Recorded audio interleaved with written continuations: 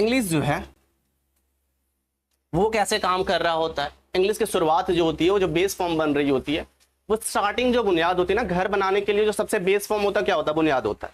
English जो शुरुआत हुई है उसका जो बेस है वो लेटर है। ठीक है, लेटर से हम लोग आगे वर्ड बनाते हैं, वर्ड से आगे हम लोग सेंटेंस बनाते हैं, सेंटेंस को जोड़ जोड़ करके पैराग्राफ फ्रेज कर रहे होते हैं, और पैराग्राफ को मिला मिला करके एक चैप्टर बनते हैं, चैप्टर को मिला मिला करके हम लोग पूरा बुक बना देते हैं। कई बार क्या होता है कि एक ही चैप्टर का पूरा बुक बन जाता है, जिसे हम लोग नॉवेल्स के नाम से जान रहे होते हैं। That's clear. अब समझते हैं लेटर होता है क्या। ये लेटर अलग है, जैसे कि हमने बताया, ये इंग्लिश की सबसे छोटी इकाई है। इंग्लिश है, उसकी सबसे छोटी इकाई क्या होती है, लेटर होती है। अब लेटर किसे कहते हैं, इन चीजों को हम लोग लेटर नहीं कहते, इसे एक सीरीज है, A B C D E F G H I Z तक पूरा लिखा हुआ है, ये पूरा का पूरा पैटर्न है, इसे हम लोग अल्फाबेट कहेंगे। ठीक है, ये भी हमारा पूरा का पूरा अल्फाबेट होगा। लेकिन जब इसे पार्टिकुलर करके देखेंगे, जैसे कि ये, तो ये हमारा लेटर है। ठीक है, ये लिखूं, ये हमारा लेटर है, ये लिखता हूं, ये भी लेटर है, सी डी जो भी है। अगर पार्टिकुलर करके देखूं, एक एक करके देखूं, तो वो सारी चीजें लेटर कहलाती है। अगर कॉम्बिनेशन में, एक सीरीज में देखूं, एक पैटर्न में देखूं, एक कंसिक्वेंस में देखूं, तो वो क्या कहलाते हैं, अल्फाबेट्स कहलाते हैं। इतना क्लियर है। नेक्स्ट, अब हमारे पास लेटर्स जो है वो तो होते हैं दो टाइप्स में होते हैं फॉर्म में से, एक कैपिटल लेटर होता है, स्मॉल लेटर है। तो ये चीजें सीखने की जरूरत है ना, नर्सरी क्लास के बच्चों वाली कहानी है। उससे आगे जब मूव ऑन कर रहे होते हैं तो हमारे पास में स्टोरी आती है कि सर लेटर को हमने दो भागों में बांटा। एक तो हमारा हो गया वॉवेल, दूसरा हो गया कॉन्सोनेंट। होते सेमी वॉवेल है, लेकिन उनको पढ़ने की जरूरत हमें बिल्कुल भी नहीं है। अब वॉवेल क्या होते हैं, कॉन्सोनेंट क्या होते हैं, इनका यूज कहाँ है इंग्लिश में, किस तरीके से इसे यूटिलाइज करके हम ग्रामर को सही बता सकते हैं, बांटने के पीछे का रीजन क्या रहा होगा, क्या ये हर जगह पे वैलिड है या किसी जगह पे ये कट जा रहे हैं। हम लोगों ने बचपन से क्या पढ़ा कि वॉवेल क्या होता है sir, A E I O U, normal से 5 होते हैं, और कॉन्सोनेंट हमारे पास जो बच गए वो जो रेस्ट 21 है। ये टोटल कितने हमारे पास है, 21, और ये 5। कितने क्लियर है कि वॉवेल हमारे पास 5 है, कॉन्सोनेंट हमारे पास 21। लेकिन सर इसका यूजेस क्या है, हम वॉवेल और कॉन्सोनेंट को पढ़ क्यों रहे, क्यों पढ़ते हैं। किसी वर्ड के पहले या तो कोई नाउन के पहले नाम नहीं होना चाहिए, प्रॉपर नाउन को छोड़कर।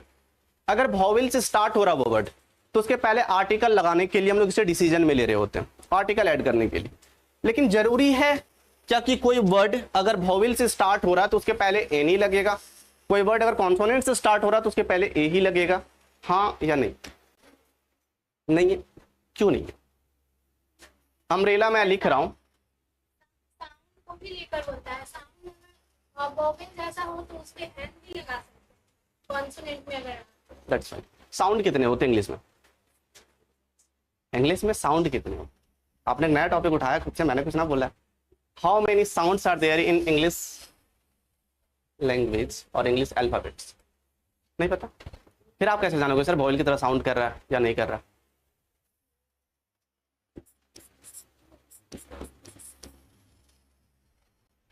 Is it the first letter of this word sounds like a vowel or a consonant? आपने ही बोला, मैंने ना बोला। ठीक है, the first letter of this word sounds as a vowel or a consonant. इस वर्ड का जो फर्स्ट लेटर है वो वॉवेल की तरह साउंड कर रहा है या कॉन्सोनेंट की तरह साउंड कर रहा है। इसके पहले ए लगाएंगे या एन लगाएंगे, ए लगाएंगे या एन लगाएंगे। You have two options, either a और an. Fill in the blanks, 1 number का क्वेश्चन बना लीजिए। एन लगाएंगे, तुक्का नहीं लगाना है, ए लगाना है, एन लगाना है। कितने लोग ऐसे हैं जो आ के फेवर में है, हाथ उठाइएगा। हाथ उठाने शर्माने वाली बात क्या है, सही हो जाएंगे तो फिर बल्ले बल्ले, हार गए तो खत्म बात है ना। होगा, क्यों होगा यार, reason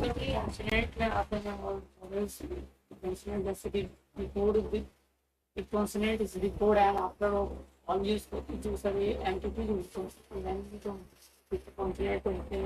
would like to clear it. फिर से क्लियर कीजिएगा, जो बताना चाह रहे हैं वो बहुत अच्छे डिटेल में क्लियर नहीं हो रहे। आपके कॉन्सेप्ट क्या है पूरे क्लियरिफाई कीजिए।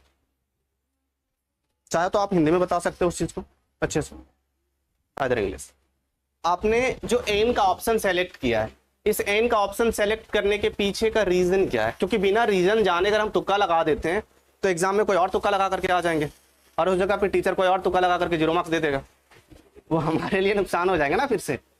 तो क्या करें जो हमारी कॉन्सेप्ट क्लियर हो जाए।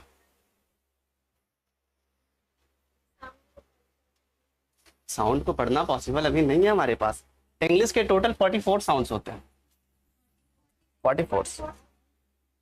44 साउंड्स इतने आसान नहीं जितने आप समझ रहे हो। लेटर्स हमारे पास 26 हैं, साउंड हमारे पास 44 है, उसी 26 लेटर का साउंड 44 है।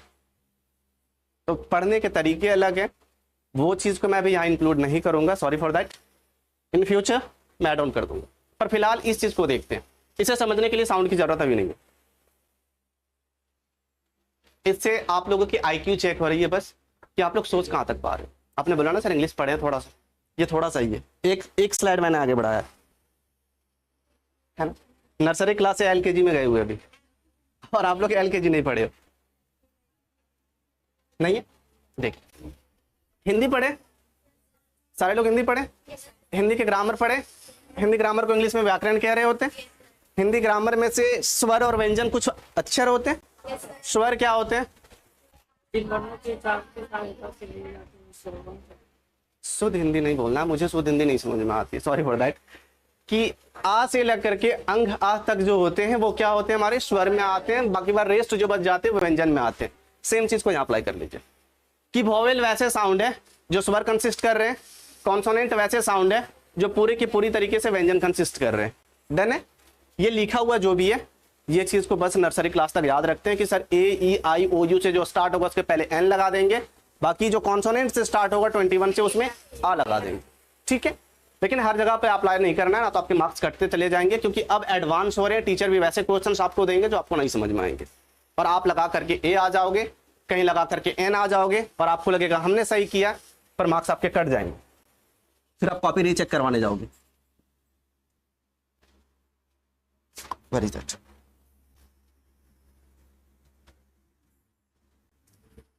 सॉरी,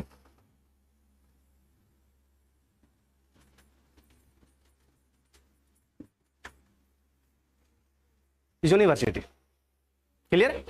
यूनिवर्सिटी एक ऐसा वर्ड है, कोई ना कोई नाम है, कोई ना कोई नाउन है, और नाउन है तो इसके पहले भी हम लोग आ और एन को तो लगा सकते हैं, आर्टिकल का यूज कर सकते हैं, काउंटेबल नाउन है। अब इसके पहले आप क्या लगाओगे? आइदर आ एन लगाओगे। एक्सीलेंट बच्चे। दा नहीं लगाना है, दा कैसे लगाओगे आप? एक और कंफ्यूजन क्रिएट कर रहे हो खुद में से अभी। मैं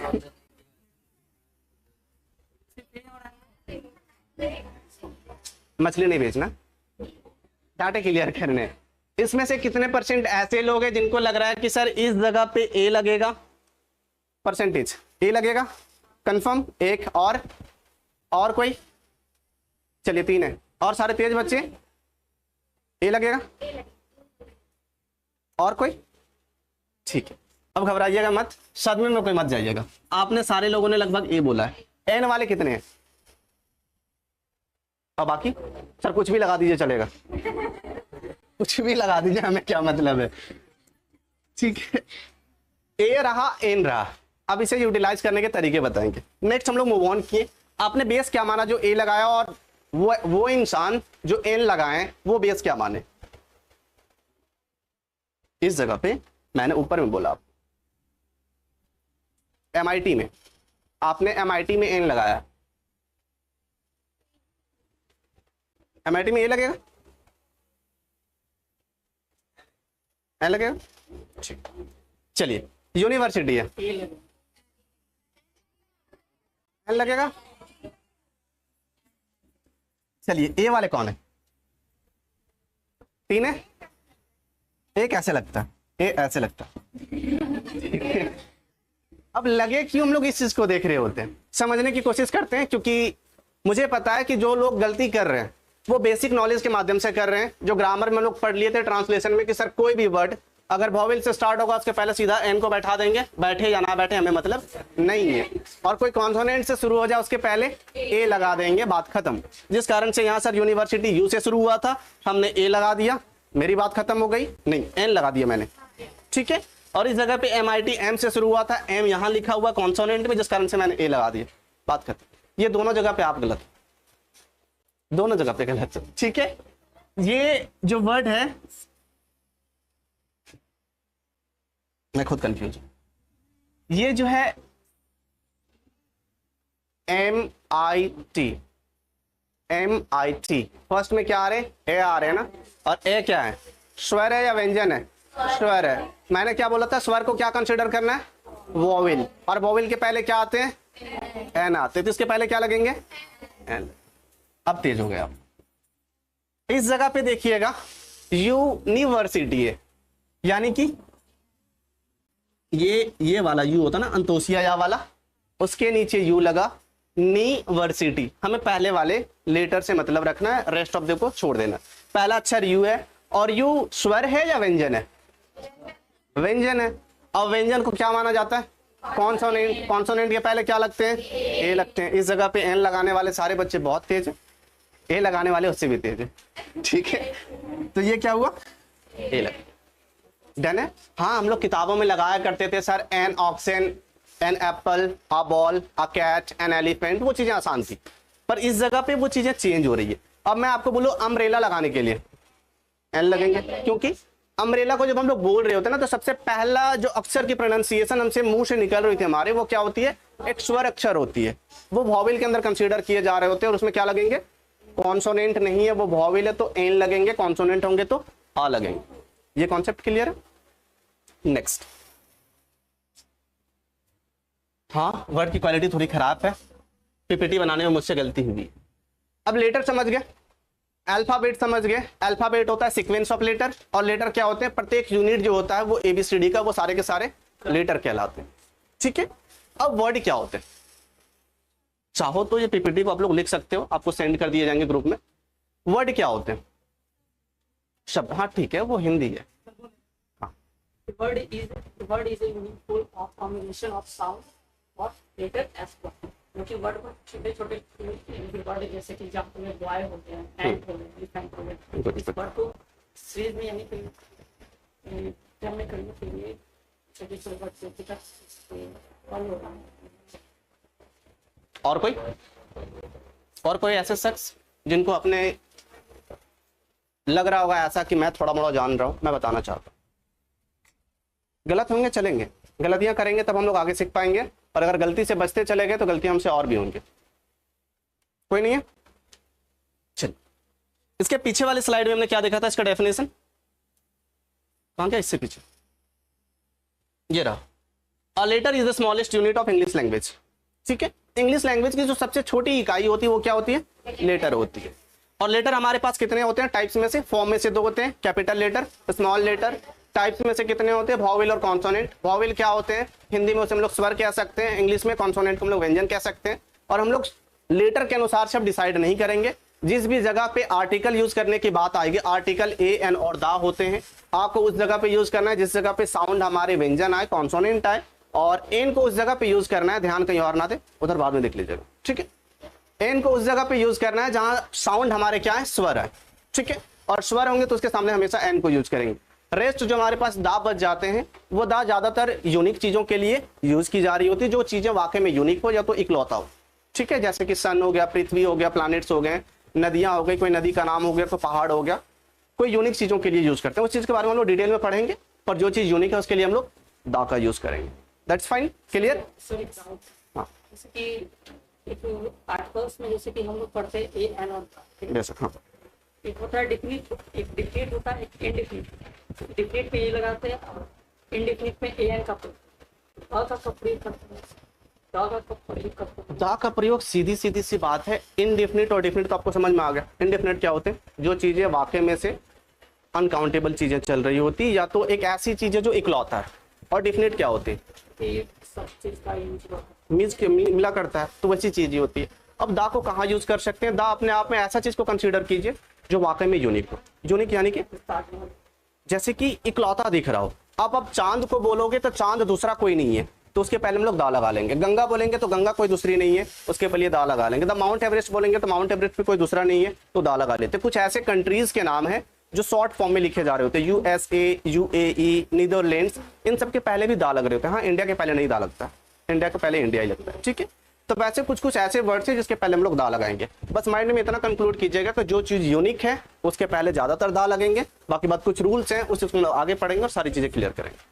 है ना, बैठे। अब हम लोग देखते हैं वर्ड की तरफ में। वर्ड क्या है? अब लेटर हम लोग समझ चुके हैं। लेटर एक एक छोटी छोटी सी जो अक्षर है ए बी सी डी जो बचपन में पढ़ रहे थे उसे हम लोग लेटर कहते हैं। उसी चीज को एक सिस्टमैटिक वे में अरेंज करना जो होता है, एक तरीके से जोड़ना, जैसे कि एबीसीडी एक सीक्वेंस में लिखा हुआ, ए बी सी डी मैं लिख दूं, उसका मतलब कुछ होता है क्या? मैं देखता हूं ए बी सी डी, ये कॉम्बिनेशन का कुछ मीनिंग निकल रहा है, कोई अर्थ निकल रहा है? नहीं निकल रहा। तो वही वर्ड कहता है कि a word is the proper arrangement of English letters that have any proper meaning that gives any sense. यानी कि वर्ड क्या होता है? इंग्लिश लेटर की एक अरेंजमेंट है, सजावट है, ठीक है, एक ऐसा सजावट जिसमें से लेटर्स जो है एक सिस्टमैटिक वे में बैठे हुए हों अपने जगह पे, और उनके बैठने के क्रम के बाद उनसे जो वर्ड फॉर्म हो रहा है उस वर्ड का अगर कोई अर्थ निकलता हो, उसका कोई सेंस निकलता हो, तब उसे हम लोग वर्ड कहते हैं। उस अरेंजमेंट का कोई अर्थ निकलता हो तब उसे हम लोग वर्ड कह रहे होते हैं। जैसे कि हमारे पास टोटल वर्ड अल्फाबेट्स कितने हैं? 26, जिसे हम लोग लेटर भी कहते हैं। और ये 26 के मदद से ही पूरी की पूरी इंग्लिश बन रही होती है। सॉरी, इसी की मदद से हम लोग पूरा का पूरा वर्ड फॉर्म कर रहे होते हैं।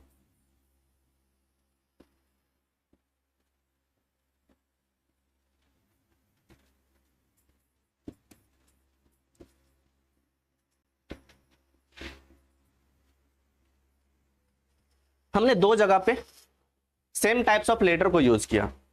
सेम टाइप्स ऑफ लेटर है, पोजीशन अलग अलग है, ठीक है। मैंने ELEPHANT, इस जगह पे भी देखिए ELEPHANT यूज किया। मैंने सेम लेटर को अलग अलग पोजीशन पे यूज किया है। ये दो अलग अलग लेटर के कॉम्बिनेशन हो गए, अभी वर्ड नहीं है दोनों, ठीक है। वर्ड कब होंगे? जब इनको हम समझ करके कोई मीनिंग निकाल लेंगे। देखिए, इसका समझ से हमारे अंदर में कोई मीनिंग आ रही है, इसका कोई सेंस बन रहा है, नहीं बन रहा, यानी कि ये चीज अपने आप में एक वर्ड नहीं है। अरेंजमेंट तो होनी चाहिए, लेकिन एक ऐसा अरेंजमेंट हो जिस अरेंजमेंट का कोई अर्थ निकले। अब इसका तो कोई अर्थ निकला नहीं, इस चीज का अर्थ निकल रहा होता। एक ये नाउन है और इसका मतलब हमें समझ में आ रहा था कि सर एलिफेंट का मतलब हाथी होता है, इसका कोई ना कोई अर्थ होता है, तो दिस इज अ वर्ड। जब लेटर के अरेंजमेंट का कोई अर्थ निकले तब उसे हम लोग वर्ड कहते हैं, और अगर ना निकले तो उसे वर्ड नहीं कहते।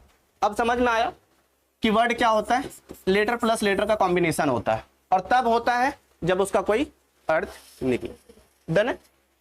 जैसा कि एप्पल देखिए मतलब निकल रहा है, बॉय देखिए इसका भी अर्थ निकल रहा है, कैच, ड्रेस, प्रेस, एक्सेट्रा भी अपने आप में एक वर्ड है ना। सारे के सारे वर्ड अपने आप में कोई ना कोई मीनिंग कंसिस्ट कर रहे होते।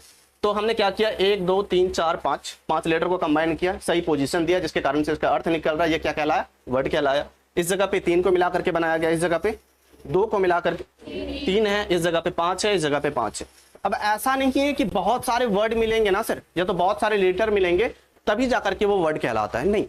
कई बार ऐसे होंगे ना तो सिंगल लेटर आ जाएगा और अपने आप को वर्ड बता करके चला जाएगा। कैसे? अभी हमने देखा ना कि सर ए लगा रहे थे, एन लगा रहे थे आर्टिकल। आ का मतलब क्या होता है? एक होता है, ठीक है। 1 का मतलब भी एक होता है, ए एन का मतलब भी एक ही होता है। तो इस जगह पे ये जो सिंगल लेटर आया ये एक वर्ड कहलाने लायक है या नहीं है? आई का मतलब क्या होता है? मैं होता हूं, है ना। इस जगह पे आई भी एक वर्ड कहलाने के लायक है। सिंगल अगर लेटर आकर के भी कोई मीनिंग क्लियर कर जा रहा है तो वो भी क्या कहलाता है? वर्ड कहलाता है। कई बार 2 आ जाएंगे, जैसे कि ही मतलब वह होते हैं, ये भी हमारे अपने आप में क्या है? एक वर्ड है। नेक्स्ट इट, IT, यह निर्जीव वस्तुओं के लिए यूज करते हैं, नॉन लिविंग बींग्स के लिए, ये भी हमारे अपने आप में क्या है? एक वर्ड है। क्लियर हो गया? लेटर क्लियर हो गए, अल्फाबेट्स क्लियर हो गए, वॉइल क्लियर हो गए, कॉन्सोनेंट क्लियर हो गए। नेक्स्ट मूव ऑन करते हैं। अब हमारे पास में आते हैं सेंटेंस। सेंटेंस क्या होता है? Any sort of sentence is a group of words which may complete or sense small sentence. और कोई? जैसे क्या हुआ? एक सेकंड, फिर से रिपीट कीजिएगा, रिपीट कीजिएगा फिर से।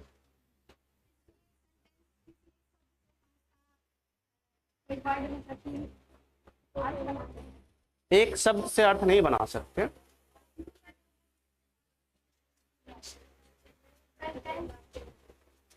ठीक है, बैठे। घबराने की बात नहीं। जैसे कि हमने क्या देखा कि लेटर को कंबाइन करके हम लोग जब उसकी मीनिंग निकल रही थी, एक अच्छे पोजीशन पे बैठाने के बाद जब उसका कोई अर्थ निकल रहा था, उसे हमने क्या कहा? वर्ड कहा। ठीक है, सेम उसी प्रकार से अब हम लोग वर्ड को बैठाएंगे और वर्ड को इस तरीके से बैठाएंगे कि वो सारे वर्ड मिल करके एक एग्जैक्ट मीनिंग दे दे हमें। जब वो वर्ड के कॉम्बिनेशन अपने आप में कोई मीनिंग दे रहे होंगे, जब वर्ड के अरेंजमेंट कोई अर्थ बता रहा होगा हमें कि ये जो वर्ड है ये सारे मिल करके हमें ये बताना चाह रहे, पूरी तरीके से क्लियर है, तो वो क्या है? सेंटेंस कहलाएंगे। ठीक है, अब सेंटेंस के जो फॉर्मेशन होते हैं, जैसे कि लेटर में तो कोई स्ट्रक्चर था नहीं, कभी ए आ जा रहा था पहले, कभी पी आ रहा था, कभी एल आ रहा था, कोई भी चीजें कंटिन्यू कर रही थी, पर वर्ड में स्ट्रक्चर होते हैं। वर्ड में आप जैसे तैसे बैठा नहीं सकते हो। अगर आप लेते हो THIS 4 लेटर है, एक वर्ड बन गए। COW 3 लेटर है, एक वर्ड बन गए। IS 2 लेटर है, एक वर्ड बन गए। आ मतलब एक, ये भी एक वर्ड बन गया, एक लेटर का कॉम्बिनेशन। अब मैं अगर इसी पैटर्न में देखने की कोशिश करूं, दिस काउ इज आ, तो इसका कोई अर्थ निकल रहा है? नहीं निकल रहा है। मैं दूसरे तरीके से देखूं, दिस आ काउ इज, इसका भी कोई मतलब निकल रहा है? नहीं निकल रहा है। दिस इज अ काउ करें या तो इज दिस अ काउ करें, this is not a cow करें, तब उसका अर्थ निकल रहा होता है। यानी कि कोई पैटर्न तो जरूर है सर, कि इस तरीके से रखेंगे तभी उसका मीनिंग निकलेगा, अन्यथा नहीं निकलेगा। तो वो जो पैटर्न है, वो पैटर्न क्या है? वो उसका स्ट्रक्चर है। और स्ट्रक्चर क्या होता है सेंटेंस का? नॉर्मल सेंटेंस का जो स्ट्रक्चर होता है वो सब्जेक्ट, वर्ब और ऑब्जेक्ट होता है। कई बार सेंटेंसेस में ऐसे भी होंगे जिस जगह पे ऑब्जेक्ट आपको नहीं दिखेंगे, सिर्फ सब्जेक्ट और वर्ब भी सेंटेंस बना लेते हैं। जैसे कि आई गो, मैं जाता हूँ, यू सिट डाउन, ठीक है आप बैठ जाओ। तो वैसे सेंटेंस में सिर्फ सब्जेक्ट और वर्ब दिख रहे होते हैं, ऑब्जेक्ट हमें देखने को नहीं मिलते। लेकिन एक नॉर्मल बेस का जो स्ट्रक्चर होता है, सेंटेंस का जो स्ट्रक्चर होता है, वो सब्जेक्ट, वर्ब और ऑब्जेक्ट होते हैं। अब हम लोग यहां से समझने की कोशिश करेंगे कि सर सब्जेक्ट किसे कहते हैं, वर्ब किसे कहते हैं, ऑब्जेक्ट किसे कहते हैं, क्योंकि रट्टा मार करके पढ़ने से कोई चीज से फायदा होने वाले नहीं। अब आपके अनुसार से आज तक जितनी भी किताबें पढ़ी आपने, डेफिनेशन को जो रट करके रट्टू तोता बन गए, मिट्टू को मिट्टू बोलना है, गाजर को गाजर बोलना है, तो सब्जेक्ट को क्या बोलना? नहीं, ठीक है, वो तोते वाली स्टोरी हो गई। पर आप सब्जेक्ट किसे बोलोगे? करता करता क्या होता? करता क्या होता? जो कोई भी क्रिया को करे, यानी कि the doer is non a subject. एक ऐसा शख्स जो काम को कर रहा हो, वो शख्स भी हो सकता है, वो कोई प्रोनाउन भी हो सकता है, यानी कि उस नाउन के बदले आने वाला कोई वर्ड भी हो सकता है। कई बार वो इंडिकेशंस देगा, वो सारे के सारे क्या कहलाते हैं? सब्जेक्ट कहलाते हैं। यानी कि एक एक्शन को जो कर रहा है वो सब्जेक्ट कहलाया। अब वर्ब क्या है? कर्म जो है वो वर्ब है, ठीक है। ऑब्जेक्ट क्या है? कौन कर रहा है वो तो यही है, क्या कर, ठीक है, समझिएगा। जो काम कर रहा है वो सब्जेक्ट, जो काम हो रहा है वो वर्ब, और जिसके ऊपर में काम किया जा रहा है वो ऑब्जेक्ट। इतना क्लियर है? लेकिन वर्ब की डेफिनेशन को आपको गलत साबित करेंगे, अभी नहीं, थोड़ी सी आगे जा करके, ठीक है। नेक्स्ट, इस जगह पे देखिए, ये जो विक्की है ये क्या कर रहे हैं? स्ट्रॉबेरी को खा रहे हैं। इस जगह पे काम करने वाला शख्स कौन है? विक्की है, यानी कि he is a subject over here. इस जगह पे स्ट्रॉबेरी है, परेशान बेचारा यही, इसी को खाया जा रहा है, काम इसके ऊपर में हो रहा है, इसलिए ये क्या हो गया? हमारा ऑब्जेक्ट हो गया। और किया क्या जा रहा है? खाने का काम किया जा रहा है, तो खाना क्या हो गया हमारा इस जगह पे? वर्ब हो गया। ये भी कॉन्सेप्ट क्लियर है कि जो काम हो रहा है वो वर्ब है, जो काम करने वाला शख्स है वो सब्जेक्ट है, और जिसके ऊपर में काम किया जा रहा है वो ऑब्जेक्ट। Next slide. अब हमारे पास आते हैं थोड़ी सी डिटेल में नॉलेज लेने वाली चीजें, ये बहुत इंपॉर्टेंट है। इस चीज को अगर आप समझ गए तो यहां से आपकी पूरी टेंस क्लियर हो जाएगी, पूरी वॉइस क्लियर हो जाएगी, पूरी नरेशन क्लियर हो जाएगी। ये एक मास्टर चार्ट ऑफ सेंटेंस, ठीक है। इसमें से आप इतना समझ लीजिए, अभी छापने की जरूरत नहीं है, वेट कर लीजिए, छापने के बहुत मौके मिलेंगे आपको। ये हमारा मास्टर चार्ट ऑफ सेंटेंस है। इससे बाहर सेंटेंस में कुछ भी नहीं आता, चाहे नरेशन पढ़ लो, वॉइस पढ़ लो, जो भी पढ़ना इंग्लिश में, everything lies with in this, सारी चीज इसके अंदर में है। ये आप ये समझ लो कि ये जो सेंटेंस है, ये जो सेंटेंस का जो स्ट्रक्चर है, उसकी पूरी तरीके से पोस्टमार्टम है, ठीक है। पोस्टमार्टम है, पोस्टमार्टम यानी कि उनकी बॉडी की हर एक पार्ट्स को निकाल करके देख लेना कि कौन सा पार्ट, हाँ आपके सामने आ जाएंगे, सारे पार्ट सामने आ जाएंगे और आप क्लेरिफाई कर लो। तो ये टेबल देख करके तो कुछ समझ में आने वाला नहीं है, मुझे पता है, मैं उसे यहां फिर से क्रिएट करूंगा। देखिए सेंटेंस का हम लोग जो नॉर्मल स्ट्रक्चर देखे थे वो क्या था? पेन, चलिए आप लोगों को तो याद है, सब्जेक्ट वर्ब, ये क्या हमारा the structure of a sentence. यहां तक क्लियर है?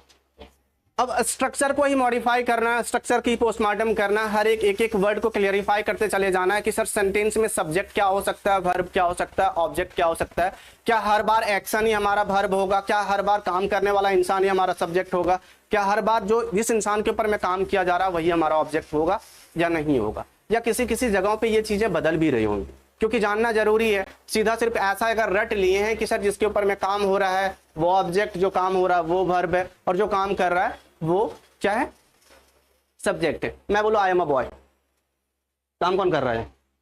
आई एम अ बॉय, काम कौन कर रहा है? मैं तो बोल रहा हूं मैं लड़का हूं, काम कहां कर रहा हूं? काम तो नहीं कर रहा हूं, ठीक है।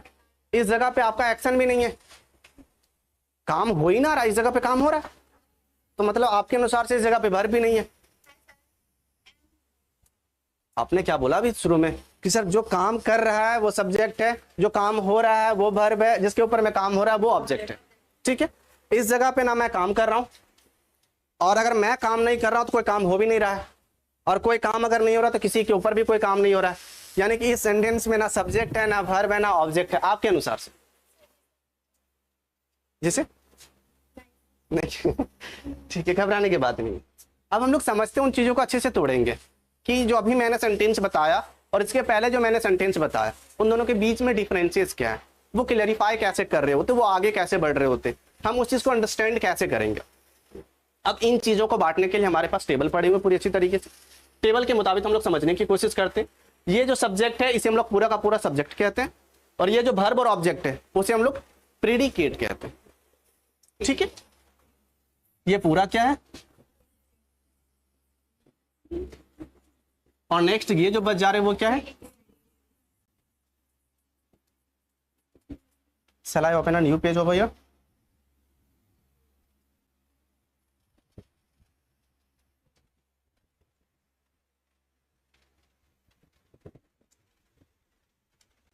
देखिए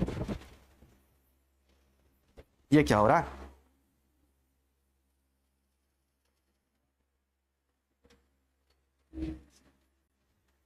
उंगली से ब्लैक चल रहा है,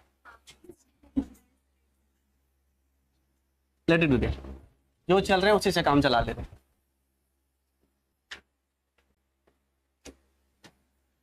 this is the structure of a sentence. The first portion is known as subject and the remaining is known as predicate. Clear है? इतने समझने में कोई दिक्कत नहीं है। इंग्लिश राइटिंग बहुत अच्छा लिखा है मैंने बोर्ड पे, इसलिए खराब दिख रहा है, ठीक है। सब्जेक्ट ये हुआ, जो बच गए वो सारे के सारे प्रेडिकेट है। अब आपने अभी बोला कि सर जो काम कर रहा है वो सब्जेक्ट है, ठीक है, जिसके ऊपर काम हो रहा है वो वर्ब है, नहीं वो ऑब्जेक्ट है, और जो काम हो रहा है वो वर्ब है। मैं उसे भी क्लैरिफाई कर देता हूं। ये जो है यहाँ स्थिर नहीं रहता है, इनकी जड़ें बहुत लंबी होती चली जाएगी। पोस्टमार्टम ये होता है ना कि सबसे पहले आप बॉडी की स्किन निकालोगे, फिर उसके अंदर में जाओगे तो एक एक पार्ट्स को बाहर करोगे, फिर उसके वॉल्व्स को चेक करते हो, उसके अंदर की जो नसें होते हैं उनको चेक करते हो, ब्लड चल रहा है या नहीं चल रहा है वो चेक करोगे। सेम उसी प्रकार से इसमें से आपको सारी चीजें देखने को मिलेंगे, ठीक है। सब्जेक्ट अब है इस जगह पे प्रेडिकेट है। अभी घबराने की जरूरत नहीं है, अभी मैंने ऑपरेशन किया नहीं है, बस पर्सन को सामने रखा है कि ये पर्सन ऐसा है कि ये पूरा जिंदा आया। मैंने उसके सर वाले पोर्शन को अलग कर दिया, बाकी जो धड़ का पोर्शन है वो मैंने अलग कर दिया। सर वाले पोर्शन इन्होंने सब्जेक्ट, हाँ सर से धड़ अलग कर दिया मैंने। The sir is subject and the धड़ इज प्रेडिकेट, ठीक है। धड़ में हमारा वर्ब प्लस ऑब्जेक्ट आता है, सर में हमारा क्या आ रहा है, सिर्फ सब्जेक्ट आ रहा है। पर सर में सिर्फ सब्जेक्ट नहीं आ रहा है, सर में कान है, नाक है, सब कुछ है, तो ये सिर्फ सब्जेक्ट नहीं रहेगा, ये भी कुछ अपने साथ में लेकर के आया है। और ये क्या है, एक तो होगा प्रॉपर सब्जेक्ट,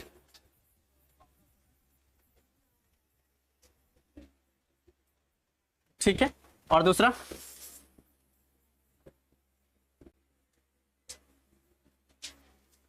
एट्रीब्यूट है, ठीक है। एक तो हो गया प्रॉपर सब्जेक्ट, दूसरा क्या हो गया एट्रीब्यूट। अब हमें समझना है कि सर सब्जेक्ट तो बहुत मुश्किल से समझे थे अभी तक, अब ये प्रॉपर सब्जेक्ट क्या है, एट्रीब्यूट क्या है ना। अभी आसानी से हम लोग यहाँ तक सब्जेक्ट भी नहीं क्लियर कर पा रहे थे, बहुत मुश्किल से सब्जेक्ट को क्लियर किए कि सर जो काम करने वाला है वो सब्जेक्ट है, आपने उसे भी कंफ्यूज कर दिया आई एम अ बॉय कह करके कि सब्जेक्ट इसमें कहाँ है। अब मैंने फिर से आपको क्लियरिफाई करने के लिए थोड़ा आगे बढ़ाया, फिर से उलझा रहा हूं मैं कि ये सब्जेक्ट को मैंने दो भागों में बांटा। The first portion is known as proper subject and the second type is known as attribute. What is proper subject and what is attribute, कैसे जाने, नहीं पता। प्रॉपर का मतलब क्या होता है, प्रॉपर का मतलब क्या, आप शादी में कपड़े प्रॉपर तरीके से पहन के जाते हो, यहाँ प्रॉपर का मतलब क्या है, गंदा कपड़ा पहन के जाते हो, तो शर्ट को नहीं, शर्ट को पैंट की जगह पे, पैंट को शर्ट की जगह पे पहन के जाते हो, नहीं ना, ढंग से पहन के जाते हैं। होता है ना एक खास पैटर्न में पहन करके जाते हैं कि सर नहीं पहले जूता पहनेंगे फिर टोपी यहाँ पहनेंगे, ऐसा नहीं कि टोपी यहाँ जूता यहाँ, ऐसे तो नहीं होता है। तो सेम चीज है कि खास चीजों को बता रहा होता, प्रॉपर यानी कि एक ढंग, एक खास तरीका, ठीक है। और प्रॉपर नाउन हम लोग तो कहीं ना कहीं सुने होंगे, ठीक है। प्रॉपर नाउन क्या होता है, किसी भी खास इंसान के नाम को या तो किसी भी खास प्रजाति के नाम को हम लोग प्रॉपर नाउन के नाम से जान रहे होते हैं। तो प्रॉपर तो हमें क्लियर है सर, खास आम आदमी नहीं है, आम आदमी पार्टी वाले नहीं, आम आदमी मतलब हम लोग जैसे, ठीक है। तो ये तो आम तो है नहीं, कोई ना कोई खास इंसान है। सब्जेक्ट यानी कि जो काम कर रहा है, यानी कि प्रॉपर सब्जेक्ट का मतलब क्या होगा, एक ऐसा इंसान जो खास हो, जिसकी बात की जा रही है वो खास है, ठीक है। और एट्रीब्यूट मतलब क्या होगा, जो उस खास इंसान के बारे में थोड़ी सी एडिशनल इंफॉर्मेशन आपको दे, उसे हम लोग क्या कहते हैं, एट्रीब्यूट, ठीक है। एग्जाम्पल दूं मैं,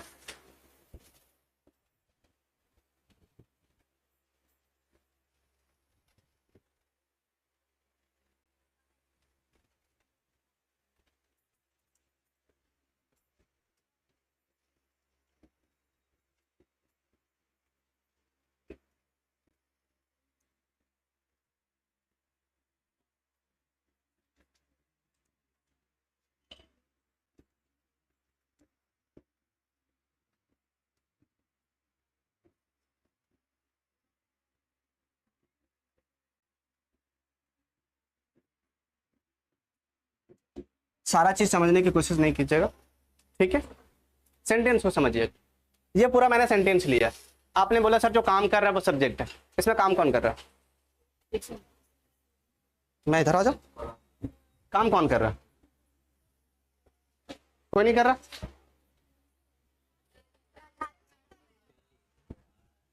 जा कौन रहा है, इसमें सब्जेक्ट कौन होगा, राजू सर सब्जेक्ट हैं, ठीक।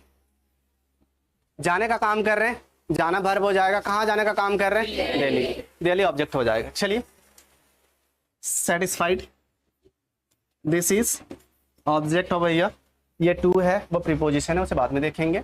इज, अच्छा ये जो गोइंग है, ये जाने का जो काम कर रहा है, ये क्या है, वर्ब है, इसके बारे में बाद में देखेंगे, ये हेल्पिंग वर्ब है। इधर अभी उलझेंगे हम लोग नहीं। आपके अनुसार से सर ये जो मिस्टर राजू सर है, ये हमारे सब्जेक्ट, पर सब्जेक्ट ये पूरा है सर,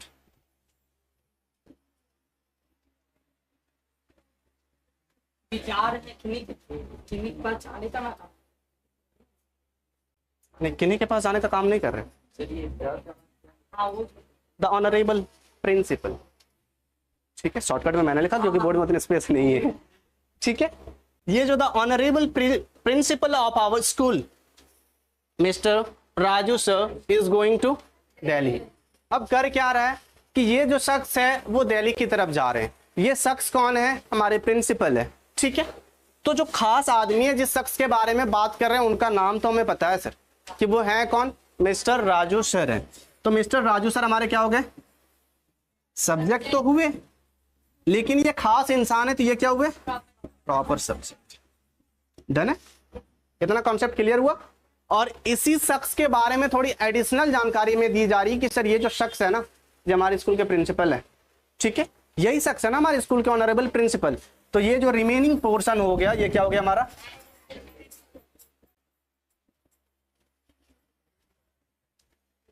ठीक है, ये हो गए। और एग्जांपल चाहिए इसके ऊपर,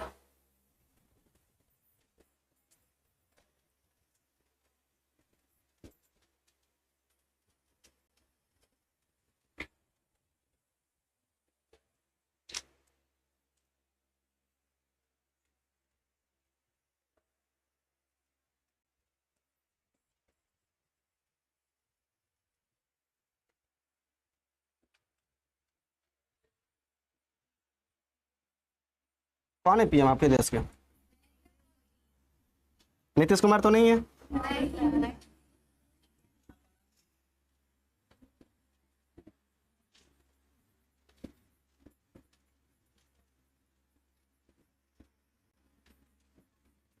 और नंबर नाम देखिए दूसरा।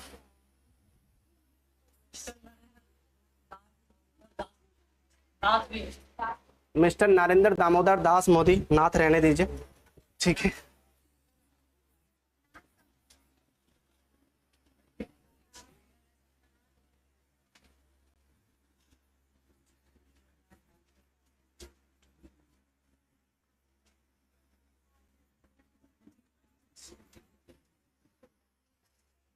ठीक है, समझिएगा।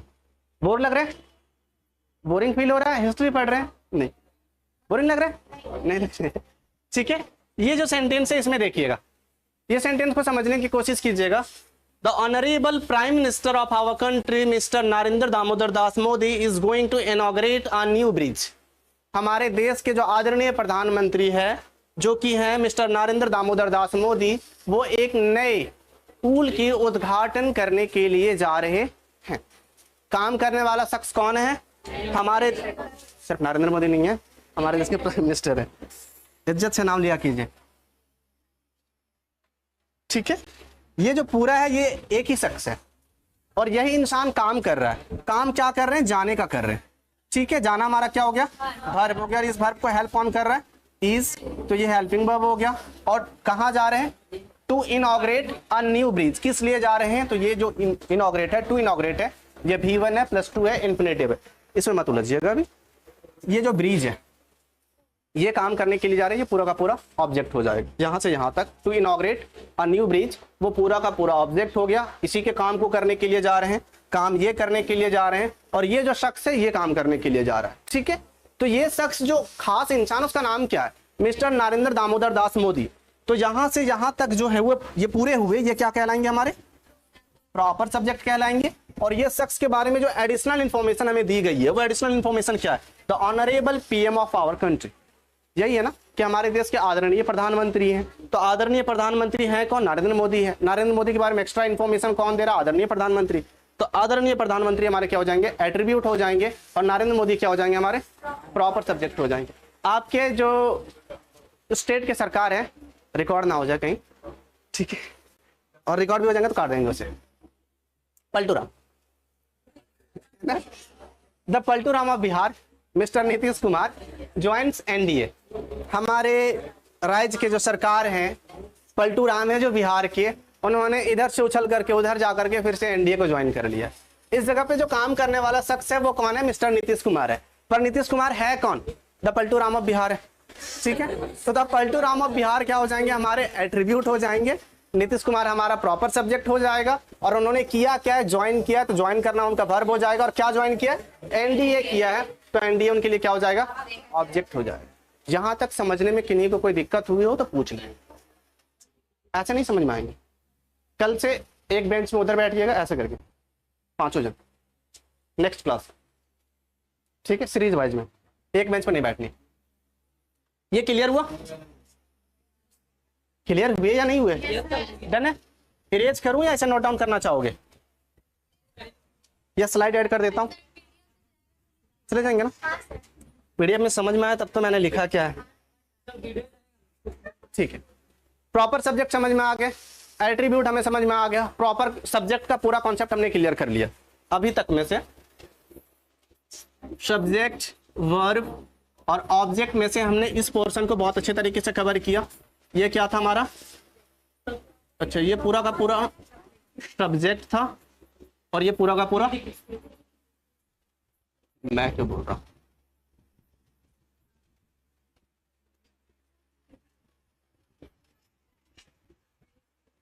प्रेडिकेट है। डन है? नहीं, गलत नहीं है, ठीक है। अच्छा, शुभू लिखा हुआ है,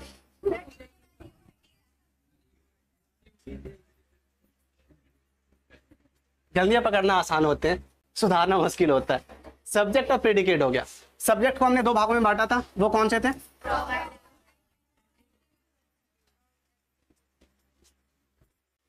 प्रॉपर सब्जेक्ट, अब शुभ नहीं लिखा जाएगा, और एट्रीब्यूट। ठीक है, सब्जेक्ट हमने बहुत अच्छे तरीके से समझ लिया अभी तक। अब जो नेक्स्ट पोर्शन बचते वो क्या हमारे प्रेडिकेट है, और प्रेडिकेट बहुत लंबा चलेगा। अब प्रेडिकेट को हम लोग क्या क्या ऐड किए वो तो सबसे पहले दिख ही रहा है कि सर प्रेडिकेट अपने आप में दो चीज को दिखा रहा है, एक तो हाथ है दूसरा पैर है, यानी कि पहला वर्ब है और दूसरा ऑब्जेक्ट है, जो बिना ऑपरेशन किए हुए भी क्लियर हो रहा था कि सर इसमें वर्ब और ऑब्जेक्ट दिखेंगे। हाँ, ये पोर्शन को थोड़ी सी पोस्टमार्टम की गई जिससे हमारा प्रॉपर सब्जेक्ट निकला, एट्रीब्यूट निकला। ठीक है, इससे ज्यादा इसके अंदर में कुछ था नहीं, खोखला बॉडी था। आगे जब बढ़ते हैं तो प्रेडिकेट आते हैं। प्रेडिकेट में हमारे पास जो ऊपर से दिख रहे हैं, सबसे पहला हमारे पास वर्ब है, दूसरा हमारे पास ऑब्जेक्ट है। अब हम लोग थोड़ी सी उलझेंगे, अब वर्ब क्या होता है।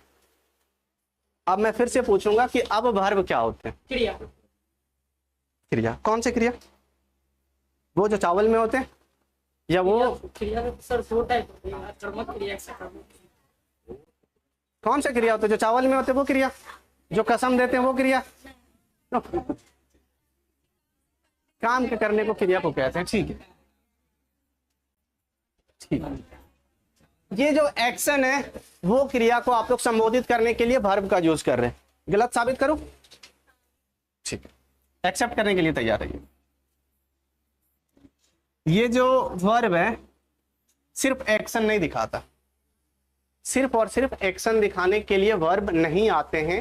अब तक हमने पढ़ा है कि सिर्फ एक्शन दिखाने वाले वर्ड को हम लोग क्रिया कहते हैं। जितने भी कार्य करने वाले वर्ड है वो सारे के सारे क्रिया कहलाते हैं। पर इस जगह पे थोड़ी सी चेंज करते हैं डेफिनेशन को, थोड़ी समझने की कोशिश करते हैं, और गलती से भी कोई चूकिएगा मत। अगर यहाँ चूक गए तो आज से लेकर के जो 50 सेशन पूरे चलेंगे वो सारे के सारे मिस कर जाएंगे। ठीक है, उस चीज को समझिएगा। एक तो मैं आपकी बात को रख देता हूं ताकि आप लोग नाराज ना हो जाओ।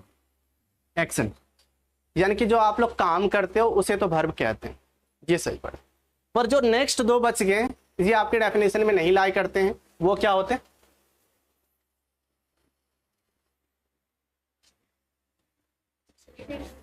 व्हाट्सएप वाला नहीं है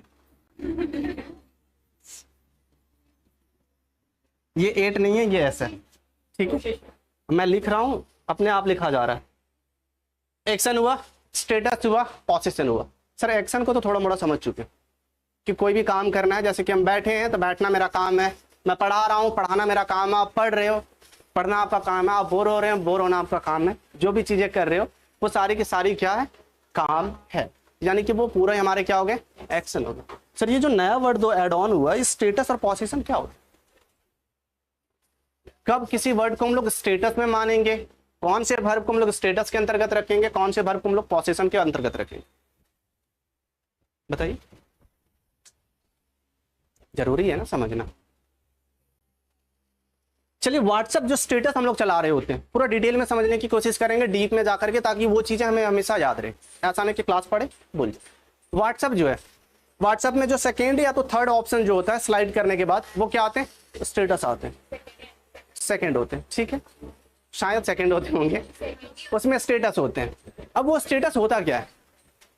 चैट तो समझ में आता है, सर मैसेज करते हैं, हाय गुड मॉर्निंग, उठ गए हो, नाश्ता कर लो, बाद में मिलते हैं। ठीक है, उसके बाद जो सेकंड ऑप्शन आता है वो किस लिए दिया गया है? फोर्थ तो पता है सर, फोर्थ में जो आते हैं वो वीडियो कॉल के लिए होते हैं, वो बाद में काम देते हैं। ठीक है, अब वॉइस कॉल के लिए होते हैं। थर्ड में जो आते हैं वो कम्युनिटी के लिए होता है, जिसमें से ग्रुप बनाए जा रहे होते हैं। ठीक है, कम्युनिटी पोस्टिंग के लिए होते हैं, वो ठीक है। सर सेकंड में जो स्टेटस होता है ये क्या होता है? और हम लगा रहे होते हैं स्टेटस, इसका मतलब क्या होता है? Mood off. ठीक है, आज मोबाइल बंद रहेगा, आज लाइन नहीं है, कुछ भी होते हैं यही लगा रहे होते हैं ना। सैड स्टेटस, भोजपुरी मोड, आज गेम खेलने के लिए गए। तो ये जो स्टेटस लगा रहे होते हैं, व्हाट्सएप वाले ने जो जनरेट किया फीचर, इसके पीछे का रीजन क्या था कि उन्होंने वर्ड का स्टेटस ही रखा? वो तो चाहते तो फेसबुक की तरह स्टोरी लिख सकते थे ना। स्टोरी मतलब कहानी, आज मेरे दिन भर की कहानी क्या है, तो आज मैं क्रिकेट खेलने के लिए गया था, पूरी स्टोरी लगा दी गई है। 25-30 फोटो लगे हुए फेसबुक में चले जा रहे हैं।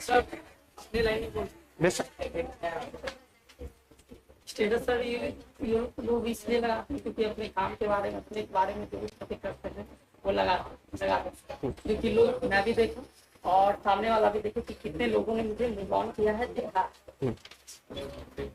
गुड। और कुछ स्टेटस तो लगाते सबको होंगे, देखे तो सब होंगे, देखे नहीं? मेरे पास बोले नहीं, किस हल्ला नहीं करना है, मछली नहीं बेचना, मैंने बोला ना मछली नहीं बेचने, समझने कि स्टेटस लगाने के पीछे का कारण क्या होता होगा। चलो हमने ना लगाया है, मैंने लगाया है, आप लोगों ने ना लगाया है, लेकिन आप लोगों ने किसी ना किसी का स्टेटस हर रोज देखे होंगे, ठीक है, और हर रोज सारे लोग स्टेटस लगा रहे होते हैं। अगर आपके कांटेक्ट में 100 इंसान है तो 20 स्टेटस पर डे के आते होंगे। वो 20 लोग बताना क्या चाह रहे हैं आपसे, कर क्या नहीं रहे, उनका मूड कैसा है, वही तो सर जो मैंने ठीक है, आपने सही किया। क्यों, वो अपना मूड को एक्सप्रेस करना चाहते हैं, वो क्या है वो एक्सप्रेस करना चाहते हैं, ठीक है। तो स्टेटस का मतलब क्या होता है, कोई इंसान क्या है वो चीज को दिखाने की जो क्वालिटी होती है, वो चीज को जो दिखाने के लिए वर्ड होते हैं, उसे हम लोग स्टेटस के अंतर्गत में रखते हैं, ठीक है। एक्शन मतलब कोई इंसान कर क्या रहा है, एक्शन का मतलब कोई इंसान कर क्या रहा है, स्टेटस का मतलब कोई इंसान है क्या, जो इंसान है वो क्या है, डॉक्टर है, टीचर है, स्टूडेंट है, झाड़ू लगाने वाला है, ठीक है, जो भी होगा वो उसका स्टेटस हो जाएगा। आगे जो वर्ड है वो हमारे पास पोसेशन है। पोसेशन का मतलब क्या होता है, स्टेटस का मतलब समझ में आया ना। स्टेटस यानी कि ये दिखाना कि जो शख्स है वो है कौन, ठीक है, वो कैसा है। आई एम गुड, मैं ठीक हूं, मैं अपना स्टेटस दिखा रहा हूं। आई एम हैप्पी, मैं खुश हूं, वो भी ठीक है। आई एम ऑनेस्ट, मैं ईमानदार हूं, ये भी क्या हो गया, हमारा स्टेटस को दिखा रहा है। मैं एक टीचर हूं, ये भी मेरे स्टेटस को दिखा रहा है। मैं एक स्टूडेंट हूं, ये भी मेरा स्टेटस को दिखा रहा है। मेरे पापा ये हैं, तो मेरा पापा जो वो है वो पापा के स्टेटस को दिखा रहा है, ठीक है। यानी कि कोई शख्स का कुछ होना उसके लिए क्या हो गया, वो स्टेटस हो गया। कोई शख्स का कुछ करना उसके लिए वो क्या हो गया, एक्शन हो गया। कंफ्यूज नहीं होना, किसी का कुछ करना एक्शन, किसी का कुछ होना स्टेटस। पर पोसेशन क्या होता है,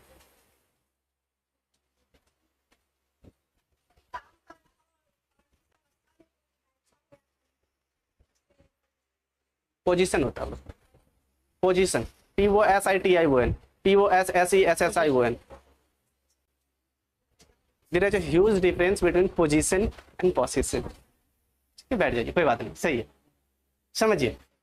और कोई ऐसे शख्स जो अपने हुनर को दिखाना चाहे, आजमाना चाहेंगे पे नहीं चाहेंगे, ठीक है। प्रोसेस का मतलब समझ में आता है, प्रोसेस क्या बोले आपने, प्रोसेस नहीं, प्रोसेस तो वो चीज हो गई जैसे कि मैंने क्रूड ऑयल को लाया, फैक्ट्री में डाला, उसे बहुत सारी प्रोसेसिंग करके उसे रिफाइनरीज करके बाहर निकाला।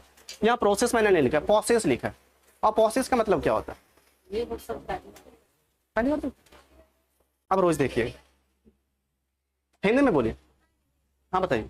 इसका वर्ड आप हिंदी बताइए, हम लोग मैं हिंदी नहीं जानता हूँ, सबसे बड़ी प्रॉब्लम ये है मेरे लिए, ठीक है, सॉरी, मुझे हिंदी नहीं आती है, उतनी ज्यादा नहीं आती है, आती है पर गलतियां ज्यादा हो जाएंगी हिंदी में, इसलिए मैं ना चाहता हूँ कि मैं गलत पढ़ा दूं आपको। लेकिन सर हाँ। हिंदी तो हमारी राष्ट्रीय भाषा है। भाषा उतनी आती है जितनी आपको आती है, पर लिखने में वो जो होती है ना, कुछ अक्षर को लिखने में जो स्पेलिंग, जैसे कि इंग्लिश में आप लोगों से मिस्टेक हो जाती है, हमसे भी होती है कई बार, इंग्लिश हिंदी में मुझसे ज्यादा गलतियां होती है, और बहुत सारे वर्ड्स को मैं लिख ना पाता हूँ, सॉरी फॉर दैट।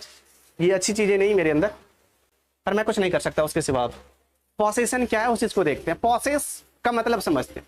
पोसेस का मतलब किसी चीज को अधिग्रहण करना। ये पेन मैं ऐसे भी क्या कर रहा हूँ, पोसेस कर, नहीं मैं लिख रहा हूँ अभी, ये मेरे पास है, यानी कि इस चीज को मैं पोसेस कर रहा हूँ। एक गाड़ी है, वो गाड़ी को मैं पोसेस कर रहा हूँ, यानी कि वो गाड़ी मेरी है, ठीक है। अगर ये ट्यूशन मैं पोसेस करूँ तो ये पूरा का पूरा ट्यूशन मेरे अंडर आ जाएगा, नवीन सर के अंदर नहीं आएगा, ठीक है। अगर ये क्लास आप लोग प्रोसेस करोगे तो ये पूरा का पूरा क्लास आपका हो जाएगा। आपके पास एक कॉपी होगी, वो कॉपी को आप प्रोसेस कर रहे हो। आपके पास एक बैग होगी, वो बैग को आप प्रोसेस कर रहे हो, ठीक है। प्रोसेस का मतलब क्या हुआ, किसी चीज को अधिग्रहण करना, किसी चीज के ऊपर में आपका अधिकार होना, कोई चीज के ऊपर में आप अपना अधिकार शो कर रहे हैं, डन है। यानी कि किसी चीज का अधिकार आपके पास है, किसी चीज का अधिकाराना हक आपके पास है, किसी चीज के मालिक आप हो, कोई चीज को ऑन आप कर रहे हो, सारी चीजें सेम है, मैंने 4-5 बार बोल दिया सिर्फ, ठीक है। कोई चीज आप कब्जा करके रखे हो, वो चीजें आपकी क्या होगी, पोसेशन होगी। जैसे कि मेरे पास एक पेन है, ठीक है, तो ये चीज को, ये जो पेन है, इस चीज को मैं पोसेस कर रहा हूं। आपके पास एक किताब है, आप किताब को पोसेस कर रहे हो। आपके पास एक घर है, आप एक घर को पोसेस कर रहे हो। समझ में आया।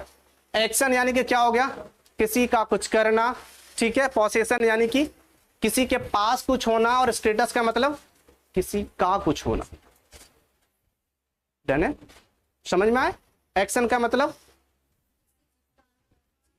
किसी का कुछ करना, ठीक है, कोई काम को करना एक्शन है। स्टेटस क्या है, किसी का कुछ होना, ठीक है, वो हमारा स्टेटस है। नेक्स्ट पोसेशन क्या है, किसी के पास कुछ होना का सेंस क्या होता है, पोसेशन होता है।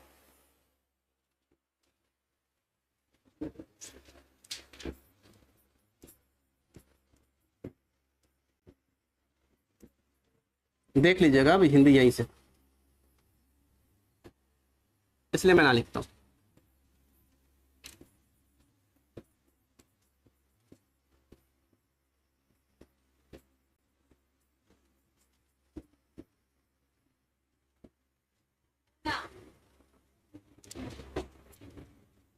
ये मिट क्या रहा है,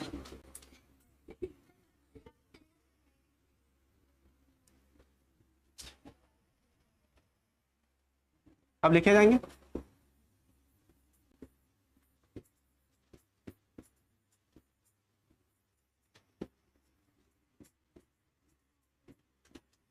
और लास्ट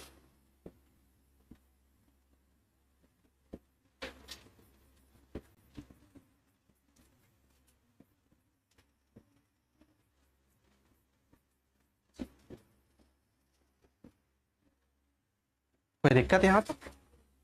अब ऐसा तो है नहीं कि रट लिए सर याद रह जाएगा, समझने की भी जरूरत है, ठीक है।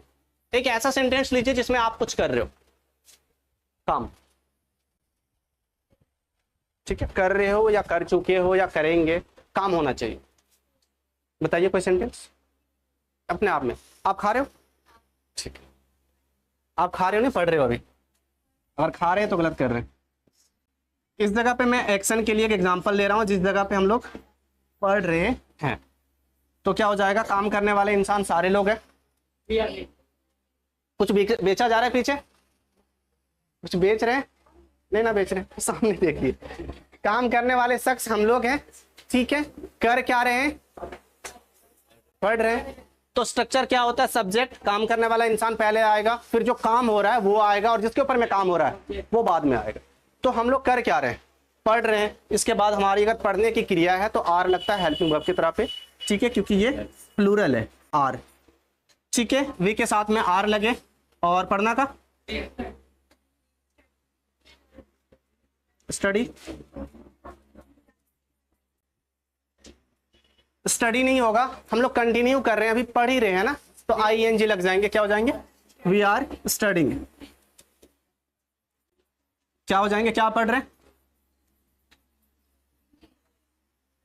We are studying English. ये जो वी है वो क्या है, हमारे सब्जेक्ट है, आर क्या है, हेल्पिंग वर्ब है, स्टडिंग हमारा काम हो गया यानी कि मेन वर्ब हो गया, और पढ़ क्या रहे हैं, इंग्लिश पढ़ रहे हैं। ये हमारा क्या हो गया, बहुत तेज हो गया, ठीक है। ये क्लियर हुआ।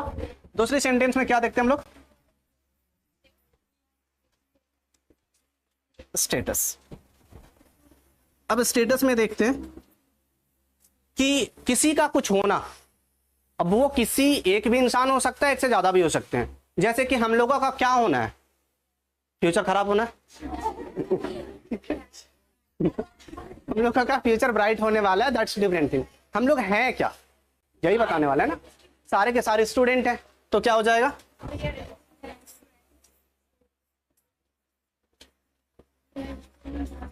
स्टूडेंट होगा या स्टूडेंट्स होगा, स्टूडेंट्स, ठीक है। ये एस क्यों लगा पता है ना, क्योंकि हम लोग सारे मिलकर के एक स्टूडेंट नहीं हो सकते हैं, सारे स्टूडेंट्स अलग अलग होंगे, ठीक है। इस जगह पे ये जो शख्स है काम करने वाला, काम करने वाला नहीं है, ये बता रहा है जिसके बारे में बात हो रही है, वो इस जगह पे सब्जेक्ट हो गया। आर हमारा इस जगह पे क्या हो जाएगा, हेल्पिंग वर्ब नहीं है, वर्ब है। क्यों, क्योंकि इस जगह पे ये स्टेटस शो करने के लिए काम कर रहा है, और इस जगह पे अगर इसे हम हेल्पिंग वर्ब मानेंगे तो मेन वर्ब कौन है। अगर किसी गांव में मुखिया नहीं है और वार्ड को वार्ड मान रहे हैं तो आधार कार्ड कौन बनवा देगा हमारा, मुखिया तो चाहिए ना। ये एक ऐसा पंचायत है जिसमें से सिर्फ वार्ड है, मुखिया नहीं है, तो सारा का सारा काम कौन करेगा, वार्ड ही करेगा। यानी कि ये अपने आप में क्या है, मेन वर्ब है। इस जगह पे हमारे पास वार्ड भी सदस्य थे और मुखिया भी थे, तो जिस कारण से मेन काम जो हो रहा था वो मुखिया कर रहे थे, वार्ड वाले जो काम छूट जा रहा था वो ये कर रहे थे, उनको बस हेल्प कर रहे थे, इसलिए ये हेल्पिंग वर्ब हो गए, ये मेन वर्ब हो गए। इस जगह पे ये खुद सारा काम करेगा, स्टेटस दिखाने का काम अकेले कर रहा है क्योंकि कोई और वर्ब नहीं आ रहा है, इसलिए ये अपने आप में मेन वर्ब की तरह एक्ट करेगा इस जगह पे। यानी सर कि काम जो दोनों के प्रति किया जा रहा है तो उसमें हेल्पिंग है, दोनों को प्रति कि अभी आप जिक्र किए ना कि एक मुखिया के भी द्वारा किया जा रहा है, वार्ड कमिश्नर दोनों के द्वारा किया नहीं जा रहा है। ये जो काम कर रहा है इसमें से बस ये सपोर्ट दिखा रहा है टाइम क्लियर करने के लिए। अगर मैं इस जगह पे वर लगा दूंगा तो पास्ट में ये काम हो जाएगा, आर लगा दूं तो मैं प्रेजेंट में हो जाएगा, सेल या विल बी लगा दूं तो फ्यूचर में चले जाएंगे। तो ये टाइम दिखाने के लिए होते हैं, ठीक है। ये दिखा रहा होता है कि ये जो कर रहे हैं काम हम कब कर रहे हैं, तो हेल्पिंग वर्ब वही दिखाता है ना, इसकी मदद कर रहा है टाइम दिखाने में। इस जगह पे दिखाने में कोई जरूरत नहीं है, हालांकि दिखा तो टाइम ही रहा है। वी आर स्टूडेंट, हम लोग अभी स्टूडेंट हैं, लेकिन ये हमारी स्टेटस को शो कर रहा है, जिस कारण से ये हमारा क्या है, वर्ब है, मेन वर्ब की तरह एक्ट करेगा। इस जगह पे हेल्पिंग वर्ब की तरह ये काम नहीं करेगा। और है क्या हम लोग, तो स्टूडेंट है, ये क्या हो जाएगा, ऑब्जेक्ट हो जाएगा। सब्जेक्ट वर्ब ऑब्जेक्ट सब्जेक्ट, ये पूरा का पूरा वर्ब, ये पूरा का पूरा ऑब्जेक्ट, स्ट्रक्चर पे फॉलो कर रहा है, स्ट्रक्चर से ऊपर नीचे तो जा नहीं रहा है, ठीक है। इस सेंटेंस में ये बता रहा है कि हम लोग स्टूडेंट हैं, हम लोग का कुछ होने का सेंस दे रहा है। इस जगह पे हम लोग पढ़ रहे हैं, यानी कि हम लोगों का कुछ करने का सेंस दे रहा है। नेक्स्ट क्या है,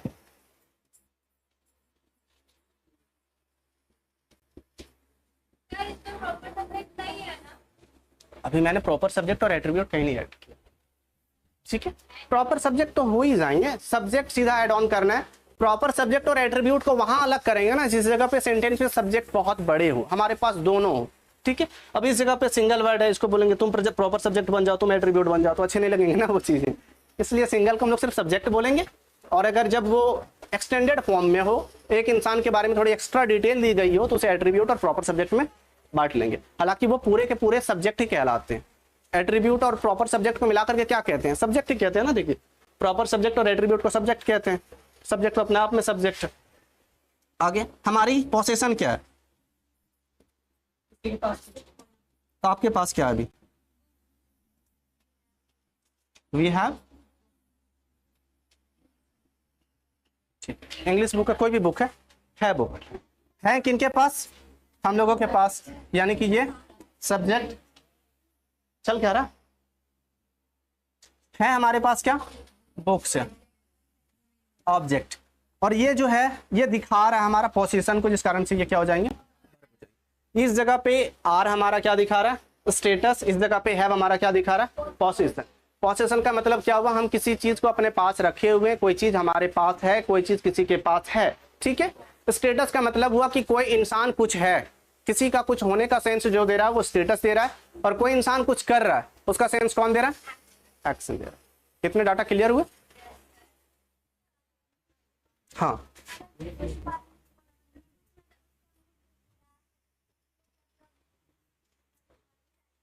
तेज बोलिए ना, थोड़ी आवाज नहीं आती यहाँ पे।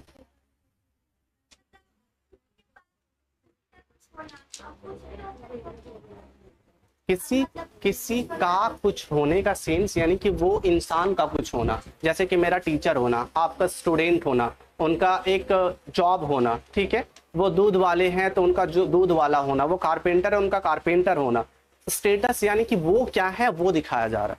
उस सेंस में मैंने बताया कि किसी का कुछ होना, ऐसा नहीं कि मेरा पेन होना स्टेटस है, नहीं, पेन होना मेरा स्टेटस नहीं, मेरा पेन होना या मेरे पास ये पेन है वो समझ में आ रहा है। ऐसा नहीं कि मैं पेन हूं, मैं क्या हूं वो मेरा स्टेटस है, आप क्या हो वो आपका स्टेटस है। तो वही मैंने लिखा कि आपका कुछ होना, वो चीज स्टेटस कहलाती है। अब ये डाटा सारे लोगों के अंदर में कंफ्यूजन क्रिएट कर रहा होगा, सर किसी का कुछ होना यानी कि वो पेन उसका है तो वो उसका पोजीशन है, लेकिन किसी का कुछ होना आपने बोला स्टेटस है, यानी कि वो पेन उसका स्टेटस हो जाएगा, नहीं। आप कुछ हो, सामने वाला इंसान कुछ है, थर्ड पर्सन कुछ है, वो उसका स्टेटस है, उसके पास कुछ है वो उसका पोजीशन है। वो सारे लोग मिलकर के कुछ कर रहे हैं वो उनका एक्शन है। डन है, समझ में आए, और कंफ्यूजन किन्हीं को कुछ, ये ब्लैंक पेज क्यों था, ठीक, शॉर्ट में लिखते हैं, ठीक है, क्योंकि बार बार स्ट्रक्चर बनाने की जरूरत तो पड़ेंगे ही। ये पूरे सब्जेक्ट और ये प्रेडिकेट, ये प्रॉपर सब्जेक्ट और ये एट्रीब्यूट, और ये वर्ब और ऑब्जेक्ट। ऑब्जेक्ट तो समझ में आ चुका है कि सर जिसके ऊपर में कुछ ना कुछ काम किया जा रहा होगा, जिसके बारे में आखिरी में बात की जा रही होगी, वो हमारा क्या हो जाएगा, ऑब्जेक्ट हो जाएगा। ऑब्जेक्ट को ज़्यादा डिटेल में पढ़ने की जरूरत अभी हमें फिलहाल नहीं पढ़ने वाली है, वो कोई ना कोई नाउन होगा या तो कोई ना कोई प्रोनाउन होगा। कुछ पूछ रहे? जस्ट वर्ब हमें क्या शो कर रहा होता है अभी?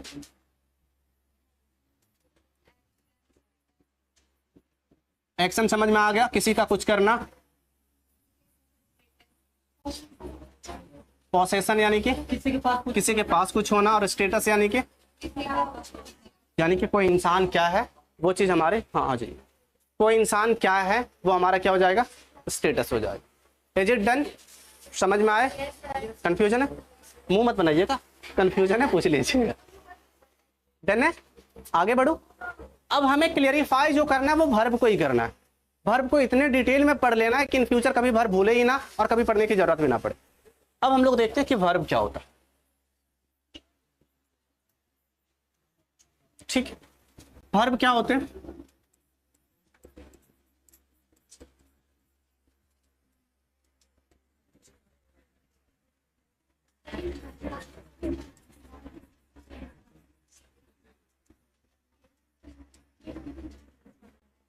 इधर देख लीजिए, सेकंड बेंच वाले, सहेली से बाद में जाकर के पार्क में बैठ के बात कर लीजिएगा। Auxiliary verb, main verb.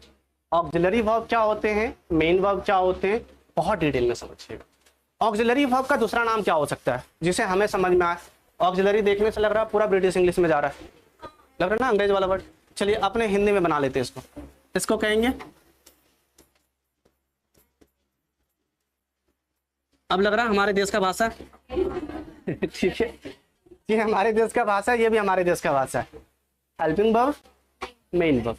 अब सर हेल्पिंग वर्ब क्या होता है और मेन वर्ब क्या होता है?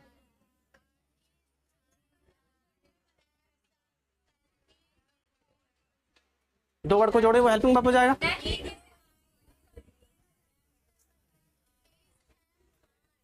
हाँ ठीक है,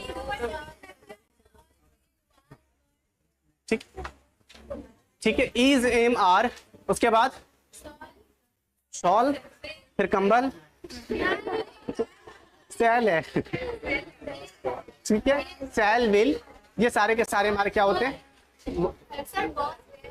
आवाज वर्ग होंगे। चलिए ध्यान से देखिएगा, ठीक है, कंफ्यूज होने की जरूरत नहीं है। ऑक्सिलरी वर्ब को हम लोग बहुत अच्छे से समझते हैं। हाँ जी,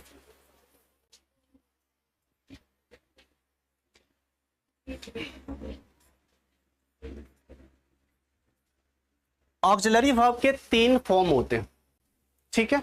3 फॉर्म यानी कि समझ लीजिए 3 घर होते हैं, और 3 घर होते हैं, ठीक है। कौन कौन से फॉर्म होते हैं? पहला परिवार कौन सा होता है, दूसरा परिवार कौन सा होता है, तीसरा परिवार कौन सा होता है। हेल्पिंग वर्ब के टोटल कितने फैमिली है? 3 फैमिली। पहला कौन है?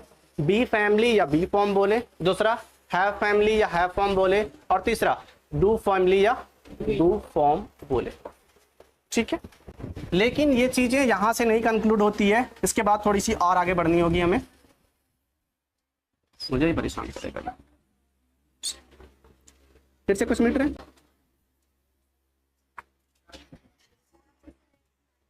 मुझे भी प्रैक्टिस करके आना पड़ेगा इसके लिए, ठीक है। ये वर्ब है, लेकिन ये वर्ब को सिर्फ यहीं ऑक्सिलरी वर्ब को नहीं छोड़ा जाता है, पीछे थोड़ी सी और एक्सटेंड की जा रही होती है। और एक्सटेंड करने के तरीके क्या होते हैं थोड़ी सी समझिएगा डिटेल में, सारी चीजें क्लियर हो जाएंगी। पहला जो हेल्पिंग वर्ब हमारे पास में होता है वो क्या होता है? Primary auxiliary verb.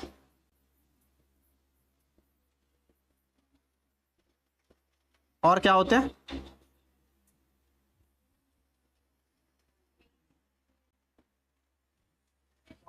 Models. Clear नहीं दिख रहे?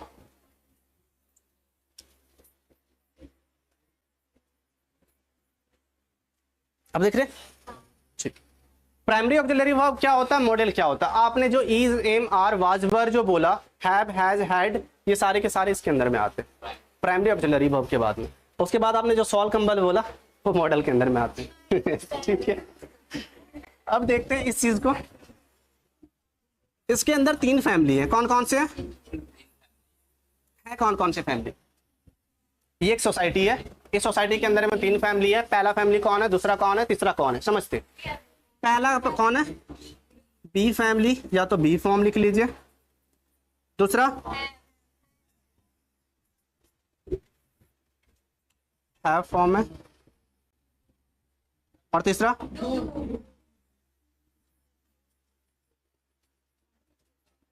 और इस चीज को हम लोग पढ़ चुके हैं अभी, कहाँ पढ़े इस चीज को, अभी कहाँ पढ़े हम लोग? नहीं, ये मैंने बोला, पर इस चीज को हम लोग डिटेल में भी पढ़ चुके हैं अभी। हेल्पिंग वर्ब, ये वही चीज है, ये जो 3 दिख रहे हैं ना, एक्शन, स्टेटस, पोजीशन, अगर ये अकेले आते हैं, बी फॉर्म अकेले आता है तो क्या दिखाएगा, स्टेटस, ठीक है। इज, एम, आर, वाज, वर अगर आते हैं तो स्टेटस दिखाएंगे, अगर हैव फॉर्म अकेले आते हैं तो पोजीशन दिखाएंगे, पर डू अकेले नहीं आता है, किसी को लेके ये नहीं होता, वीआईपी पर्सन है। तो जब ये वीआईपी पर्सन है तो ज्यादातर केसेस में या तो इसको लेकर के आएगा या तो इसको लेकर के आएगा, अकेले नहीं आता। हाँ, कई बार एक आध बार गलती से अकेले आ जाता है इंडेफिनिट वाले केसेस में से, जैसे कि प्रेजेंट इंडेफिनिट, पास्ट इंडेफिनिट में, फ्यूचर इंडेफिनिट में फिर से मॉडल को लेकर के आता, अकेले नहीं आता। तो वीआईपी कोटा में डू फॉर्म है, बाकी बात ये सब अकेले आएंगे तो स्टेटस दिखाएंगे, ये अकेले आएगा तो पोजीशन दिखाएगा। इसमें क्या होते हैं, जब प्रेजेंट में स्टेटस दिखाना हो तो इज, एम, आर, और जब पास्ट में दिखाना हो तो वाज और, क्लियर है? जैसे कि मैं अभी एक स्टूडेंट हूं तो क्या होगा, I am a student right now, मैं अभी एक स्टूडेंट हूं, प्रेजेंट में हूं, मैं स्टूडेंट था, आई वाज स्टूडेंट, ठीक है। तो टाइम को दिखाने के लिए हम लोग हेल्पिंग वर्ब का यूज कर रहे होते हैं, पास्ट दिखाने के लिए वाज वर का यूज करेंगे, प्रेजेंट में दिखाने के लिए स्टेटस का इज, एम, आर का यूज करेंगे। कॉन्सेप्ट सारे लोगों को क्लियर होना चाहिए, जिसे ना समझ में आए पूछ लीजिएगा, ठीक है। हैव फॉर्म हमारा क्या दिखाने के लिए यूज होता है, पोजीशन, और पोजीशन यानी कि मेरे पास कुछ होना। अगर हमारे पास प्रेजेंट में कोई चीज है, यानी कि वो चीज को हम प्रेजेंट में पोसेस कर रहे हैं, तो उसके लिए हमारे पास क्या लगेंगे, हैव और हैज। और अगर हमारे पास पास्ट में कोई चीज था जिसे हमने खो दिया है तो उसके लिए क्या लगेगा, हैड लगेगा। समझ में आई ये चीज? डू क्या होते हैं, अगर प्रेजेंट में एक्शन दिखाना हो तो हम लोग लगाते हैं डू या डज, प्रेजेंट में एक्शन दिखाना हो तो लगाएंगे डू या डज। और जैसे ही इस चीज को पास्ट में दिखाना होता है उसे हम लोग क्या यूज करते हैं, डिड यूज करते हैं। फ्यूचर चीज, फ्यूचर नाम का कोई टेंस नहीं होता है, ठीक है। हम लोग पढ़ते हैं ना present tense, past tense, future tense. Present और पास्ट टेंस तो होते हैं, पर फ्यूचर नाम का कोई चीज होता नहीं है। उसे प्रेजेंट से हम लोग फॉर्म करके फ्यूचर बना रहे होते हैं, अपने तरीके से उसे आगे लेकर के जा रहे होते हैं, ठीक है। इसलिए इसमें से हेल्पिंग वर्ब फ्यूचर के लिए कुछ नहीं है। जब भी फ्यूचर बनाया जा रहा होगा, प्रेजेंट का टेंस, प्रेजेंट का हेल्पिंग वर्ब यूज किया जाएगा मॉडल के साथ में, तब जाकर के वो फ्यूचर बना रहे होते हैं। हमारे पास मॉडल कितने होते हैं, मॉडल्स कितने होते हैं, कौन कौन से होते हैं?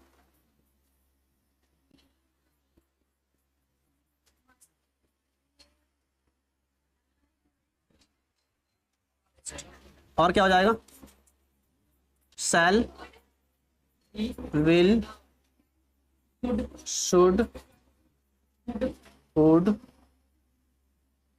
Can, could. कितने हो गए ये पूरे, 9 हो गए? could not sir, नहीं,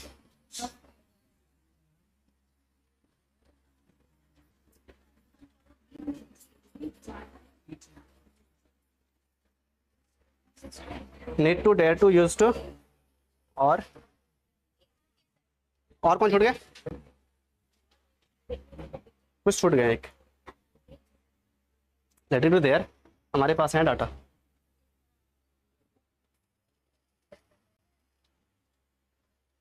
ये रहा, use to,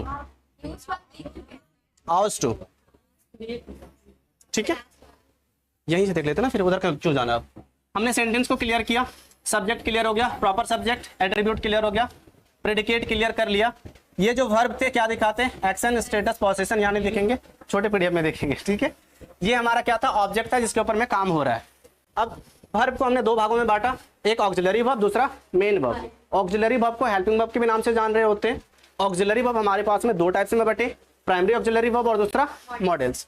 primary auxiliary verb क्या थे हमारे पास में, बी फॉर्म, हैव फॉर्म और एक एक्स्ट्रा मैंने क्या ऐड किया, डू फॉर्म के लिए। बी फॉर्म अकेले आएंगे तो क्या दिखाएंगे, स्टेटस। हैव फॉर्म अकेले आएंगे तो क्या दिखाएंगे, अकेले, ठीक है।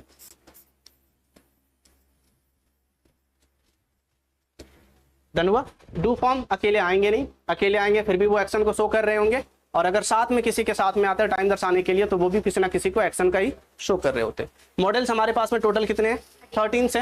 और 13 कौन कौन है, मे है, माइट है, मस्ट है, सैल है, शुड है, विल है, वुड है, कैन है, कुड है, used to, need, dare, ought to.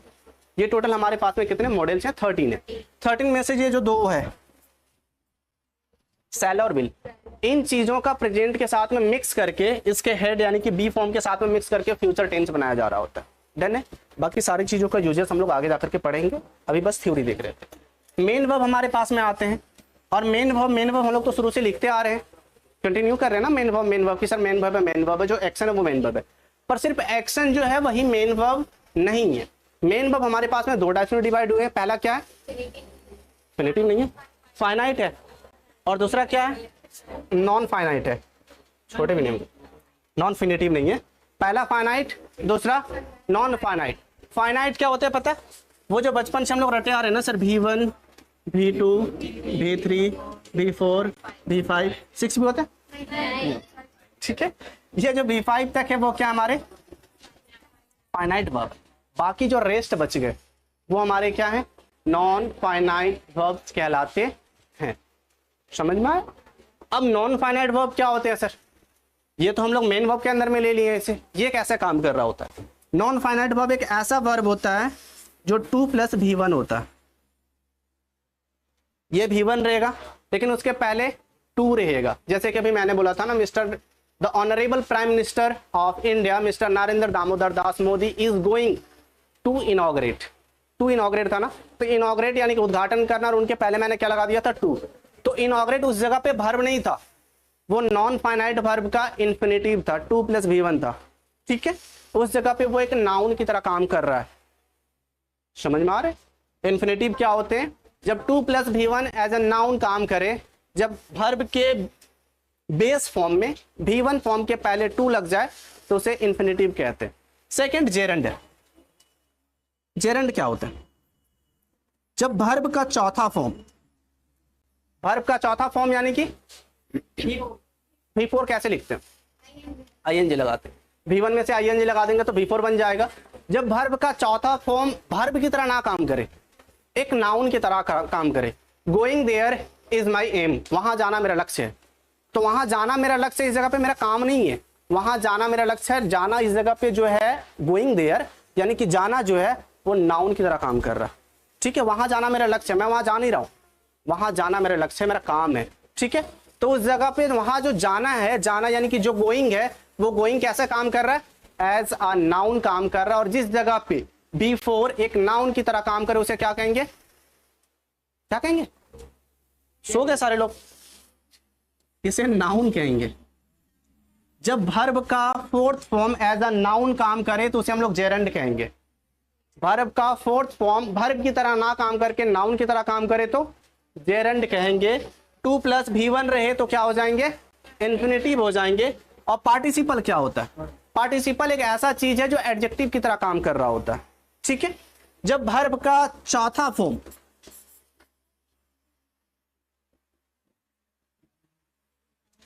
इस जगह पे वर्ब का चौथा फॉर्म क्या काम कर रहा था, नाउन का, जब नाउन का काम करे तो क्या होगा, जेरंड। और जब वर्ब का चौथा फॉर्म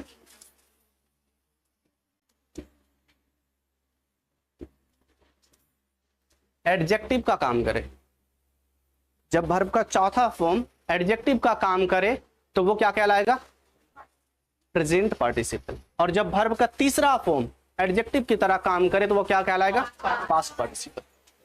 इसका तो मैंने आपको एग्जांपल दे दिया, going there is my aim, वहां जाना मेरा लक्ष्य है।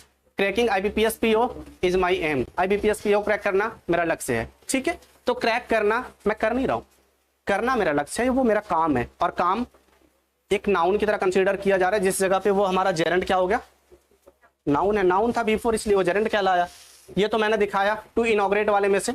आगे present participle, flying kite, flying kite, kite मतलब समझ में आता?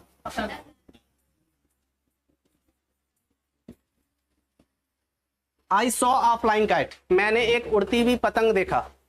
पतंग कैसी थी? उड़ती हुई।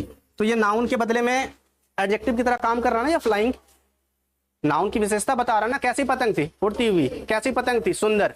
तो ये जो फ्लाइंग है, ये फ्लाइंग एज एडजेक्टिव काम कर रहा है। इस जगह पे ये क्या होगा? जेरेंड ना होकर के प्रेजेंट पार्टिसिपल कहलाएंगे। सेम उसी प्रकार से या तो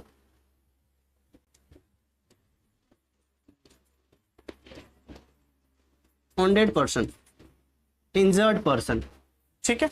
I saw a injured person, मैंने एक घायल व्यक्ति को देखा, ठीक है। मैंने एक वुंड मतलब घाव होता है, जख्म लग जाना। एक ऐसे इंसान को देखा जिसे वुंड हो गई थी, जिसे जख्म लग चुकी थी। तो वुंडेड पर्सन, ये इंसान कैसा था? वुंडेड था। ये पर्सन कैसा था? इंजर्ड था। ये क्या है? वर्ब का तो कौन सा फॉर्म है? 3 फॉर्म ही है ना।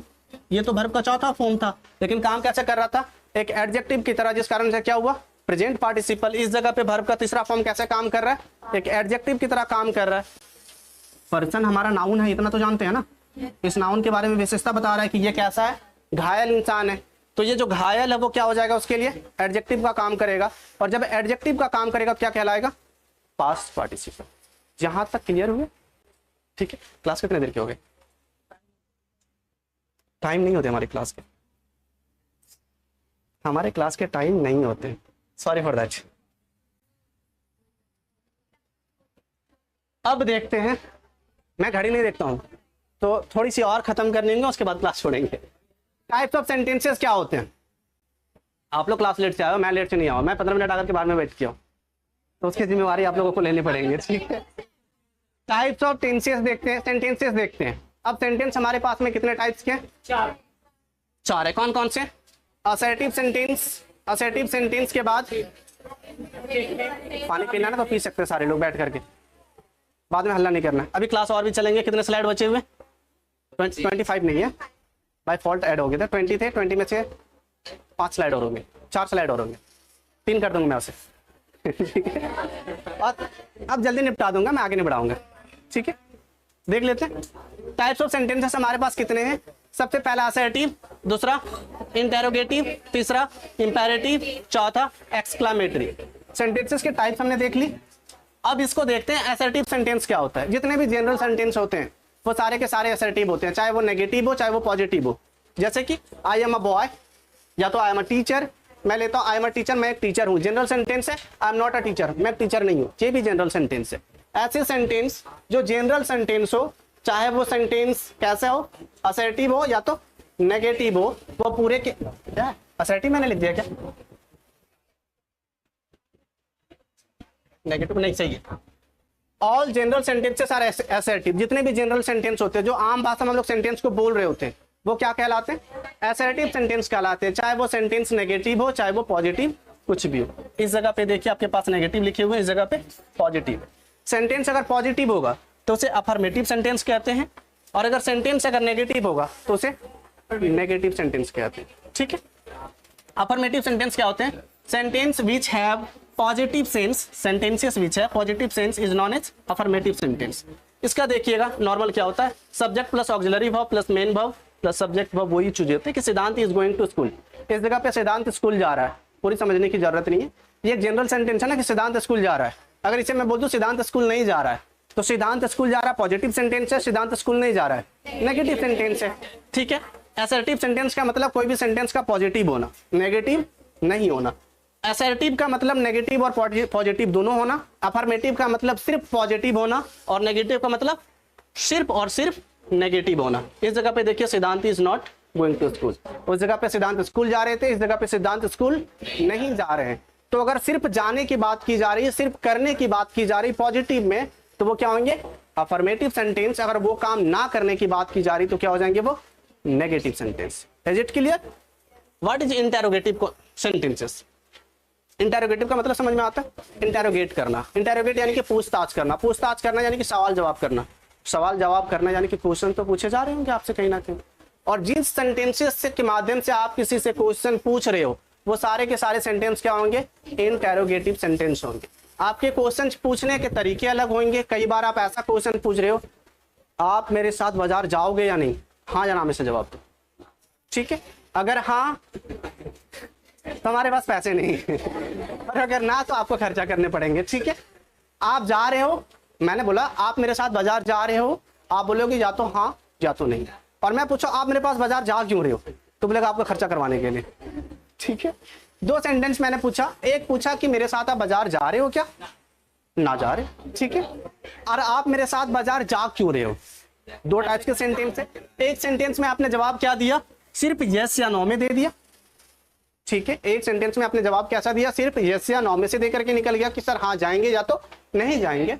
और एक सेंटेंस मैंने पूछा, उसकी एक्सप्लेनेशन देनी पड़ी, क्यों जाओगे, क्या काम है आपको, कब जाओगे, किसके साथ जाओगे। वो सारे के सारे हमारे क्या हो जाते हैं, WH वाले फॉर्म्स होते हैं। अगर सिर्फ हाँ या ना में से जवाब चाहिए आपको,